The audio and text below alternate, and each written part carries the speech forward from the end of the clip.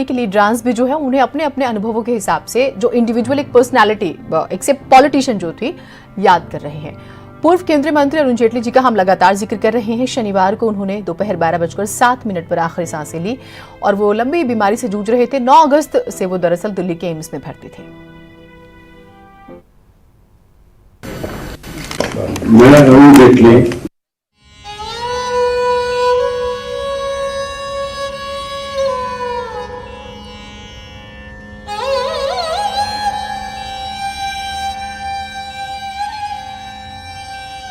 लंबे वक्त से बीमार चल रहे पूर्व केंद्रीय मंत्री और वरिष्ठ वकील अरुण जेटली नहीं रहे।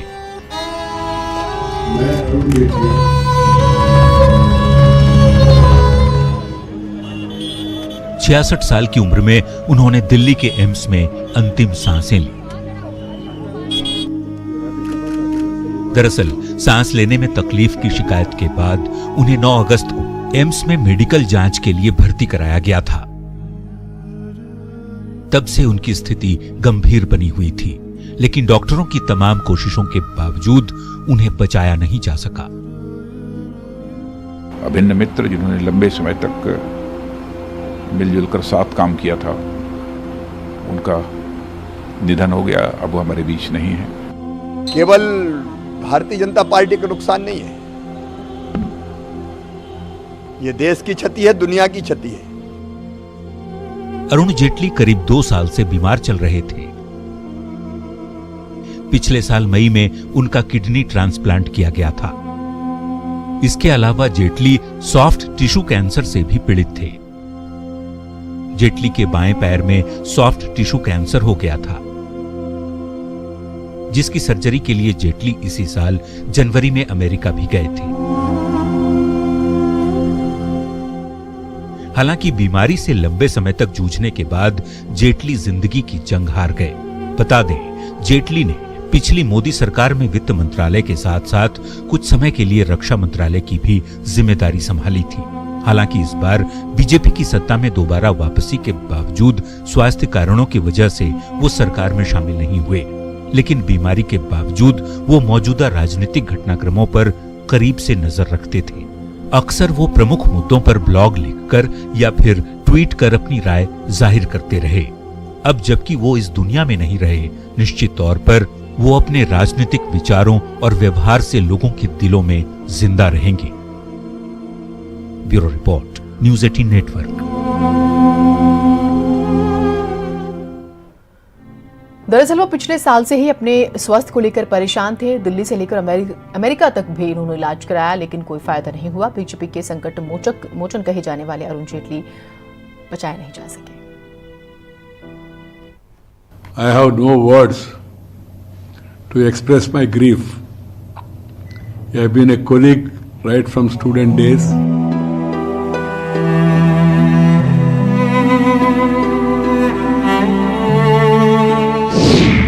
सियासत का अरुण अस्त, जीवन की जंग हार गए जेटली, खो गया बीजेपी का ब्रह्मास्त्र।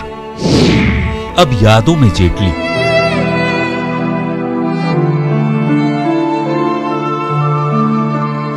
जिंदगी की दुआ मांगी जा रही थी, स्वस्थ होने की कामना की जा रही थी, मुलाकातियों का तांता लगता था, दिन रात इलाज करने में जुटे थे एम्स के डॉक्टर, लेकिन सब बेकार।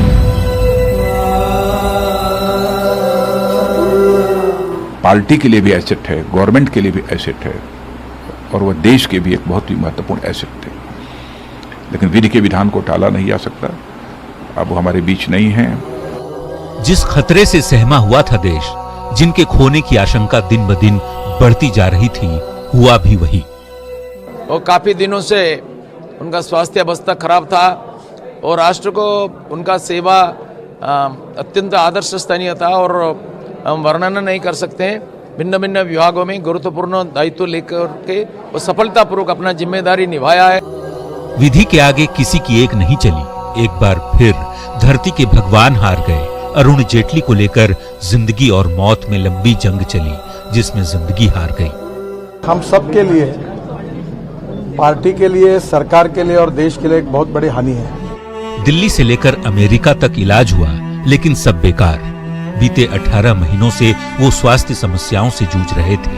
इसी वजह से उन्होंने केंद्र की मौजूदा सरकार में कोई पद नहीं लिया था। शनिवार को 12:07 पर उन्होंने अपनी आखिरी सांस ली। जेटली की मौत की खबर जंगल में आग की तरह फैली। प्रधानमंत्री नरेंद्र मोदी ने अरुण जेटली के निधन पर गहरा शोक जताया।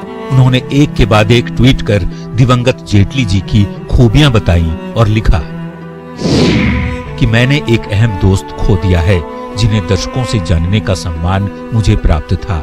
मुद्दों पर उनकी समझ बहुत अच्छी थी। वो हमें अनेक सुखद स्मृतियों के साथ छोड़ गए। प्रधानमंत्री के साथ ही राष्ट्रपति रामनाथ कोविंद ने भी ट्वीट किया और लिखा, श्री अरुण जेटली के निधन से बहुत दुखी हूँ। उन्होंने साहस और गरिमा के साथ लंबी बीमारी से जंग लड़ी। एक प्रतिभाशाली वकील, अनुभवी सांसद और प्रतिष्ठित मंत्री के रूप में उन्होंने राष्ट्र के निर्माण में बड़ा योगदान दिया। तो वहीं बीजेपी अध्यक्ष और केंद्रीय गृह मंत्री अमित शाह ने भी ट्वीट कर अरुण जेटली के निधन पर शोक जताया है। उन्होंने लिखा, अरुण जेटली जी के निधन से अत्यंत दुखी हूँ। जेटली जी का जाना मेरे लिए एक व्यक्तिगत क्षति है। उनके रूप में मैंने न सिर्फ संगठन का एक वरिष्ठ नेता खोया है, बल्कि परिवार का एक ऐसा अभिन्न सदस्य भी खोया जिनका साथ और मार्गदर्शन मुझे वर्षों तक प्राप्त होता रहा। आपको बता दें कि अरुण जेटली के पार्थिव शरीर को एम्स से उनके घर ले जाया गया है, जहां रविवार 12 बजे तक उनका अंतिम दर्शन किया जा सकेगा। इसके बाद अंतिम दर्शन के लिए उनके पार्थिव शरीर को बीजेपी मुख्यालय में रखा जाएगा और दोपहर 2 बजे के बाद निगमबोध घाट पर उनका अंतिम संस्कार होगा। Bureau report, news 18 network.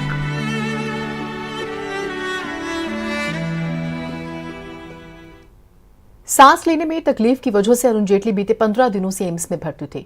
सुबह ही केंद्रीय मंत्री स्वास्थ्य यानी कि केंद्रीय स्वास्थ्य मंत्री डॉक्टर हर्षवर्धन जो है उनसे मिलने कल पहुंचे थे। दोपहर होते ही उनके निधन की खबर आ गई। छात्र रहते हुए ही उन्होंने सियासत में कदम रख दिया था। एक नजर डालते हैं उनके सफर पर।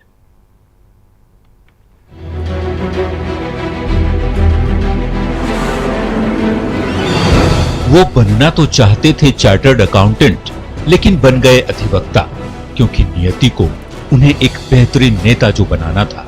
हम बात कर रहे हैं उस शख्सियत की जो जिंदगी के हर फन में माहिर थे। वो एक शानदार अधिवक्ता थे।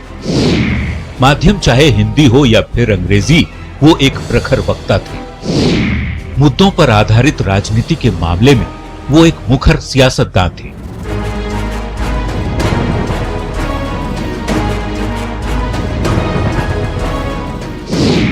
अट्ठाईस दिसंबर 1952 को अपने दौर के मशहूर वकील महाराज किशन जेटली के घर अरुण जेटली का जन्म हुआ था। उनकी मां का नाम रतन प्रभा जेटली था। वो बचपन से ही मेधावी थे और पिता खुद बेहतरीन वकील थे। इसलिए उन्होंने अपने पिता की विरासत संभाली और पहले एक सफल अधिवक्ता बने और उसके बाद एक कामयाब नेता भी बन गए। तो चलिए अब सबसे पहले जेटली के पॉलिटिकल करियर पर एक नजर डाल लेते हैं। 1980 में बीजेपी के सक्रिय सदस्य के रूप में शामिल हुए। 1991 में बीजेपी के राष्ट्रीय कार्यकारिणी के सदस्य बने। 1999 के आम चुनाव से पहले बीजेपी के प्रवक्ता बने। 13 अक्टूबर 1999 को वाजपेयी सरकार में सूचना और प्रसारण मंत्री बने। वाजपेयी सरकार में जेटली को कानून, कंपनी मामलों और वाणिज्य मंत्रालय का जिम्मा मिला। 3 जून 2009 को राज्यसभा में विपक्ष के नेता बनाए गए। 1980 से 2014 तक सीधे तौर पर कोई चुनाव नहीं लड़े। 2014 में अमृतसर लोकसभा क्षेत्र से पहली बार चुनाव लड़े। गुजरात और उत्तर प्रदेश से राज्यसभा सदस्य रहे। अरुण जेटली ने छात्र जीवन से ही सियासत में कदम रख दिया था। आइए देखते हैं पूर्व वित्त मंत्री जेटली के विद्यार्थी जीवन का सफर।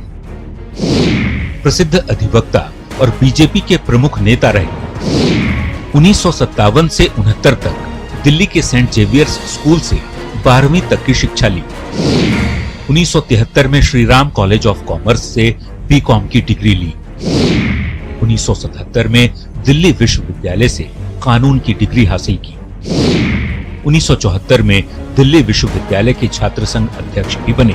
बहरहाल जेटली अब हमारे बीच नहीं रह गई हैं तो उनकी यादें जो हमेशा हमें याद आएंगी। Bureau report, news 18 network. तो जेटली जी हमारे बीच नहीं रहे, लेकिन उनके किए काम और उनकी पर्सनालिटी की छाप अमिट है।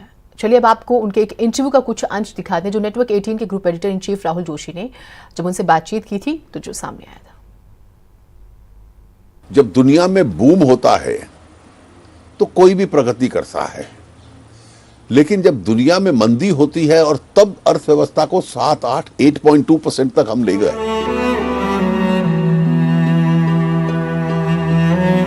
धारा के साथ तैरना उतना ही आसान होता है जितना कि धारा के विरुद्ध तैरना मुश्किल, लेकिन मुश्किल काम को अंजाम तक पहुंचाने का नाम ही तो अरुण जेटली था।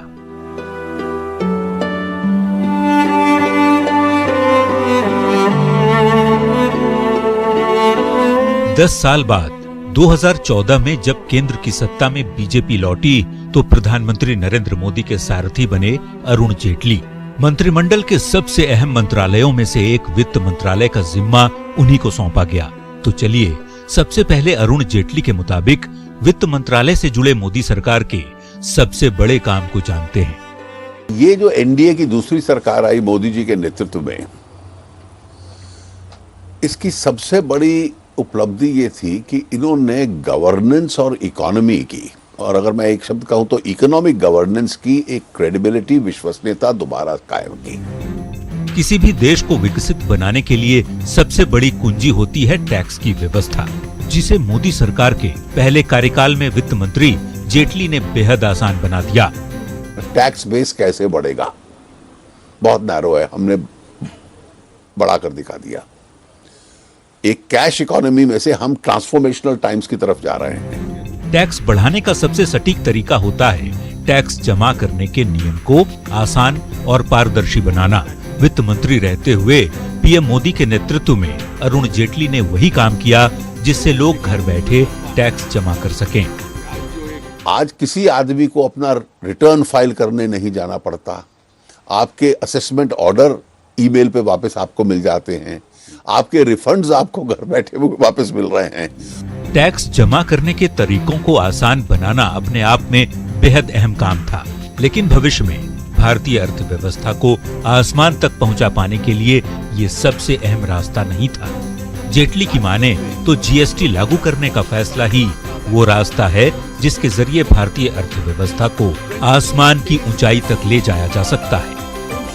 जीएसटी लागू करके मैं मानता हूं कि इतना बड़ा इकोनॉमिक रिफॉर्म जिसमें सब राज्यों को साथ लेकर चलना, उनकी आम सहमति बनाना और देश के अंदर 17 टैक्सेस को समाप्त करके 23 सेसेस को समाप्त करके एक टैक्स बना देना।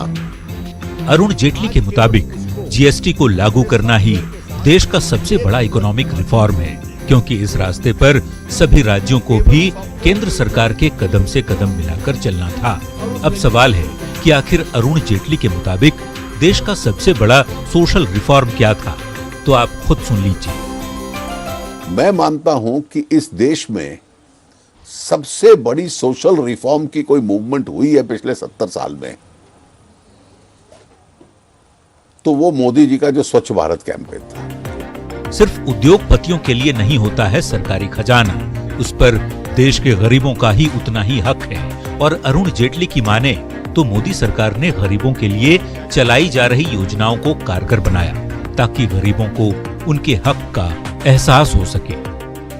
रोजगार से लेकर अन्न तक, तो जितनी भी ये योजनाएं गरीब के लिए बनती हैं, वो कम से कम उसको इफेक्टिव बनाना और सरकारी खजाने पर उस गरीब का एक अधिकार बना देना, इस दिशा में मोदी जी की सरकार आगे बढ़ी है। अरुण जेटली एक सफल अधिवक्ता और कामयाब नेता के साथ साथ बेहद संजीदा इंसान भी थे। तो चलिए अब हम आपको उनके शौक के बारे में बताते हैं, जो नेटवर्क 18 के group editor in chief Rahul Joshi के साथ हुई खास बातचीत के दौरान उन्होंने साझा किया था। Enjoy traveling. I now travel only for brief periods for work. I listen to some old music. I watch sports still. BJP के कद्दावर नेता और पूर्व वित्त मंत्री अरुण जेटली न केवल पार्टी में बल्कि विपक्ष में भी अच्छी खासी पकड़ रखते थे। लेकिन इससे भी अहम बात ये कि अरुण जेटली अपने साथ काम करने वाले कर्मचारियों को वैसा ही सम्मान देते थे जैसा वो किसी वरिष्ठ नेता या फिर परिवार के किसी सदस्य को दिया करते थे। Bureau report, news 18 network. और इसी के साथ इस बुलेटिन में इतना ही दीजिए।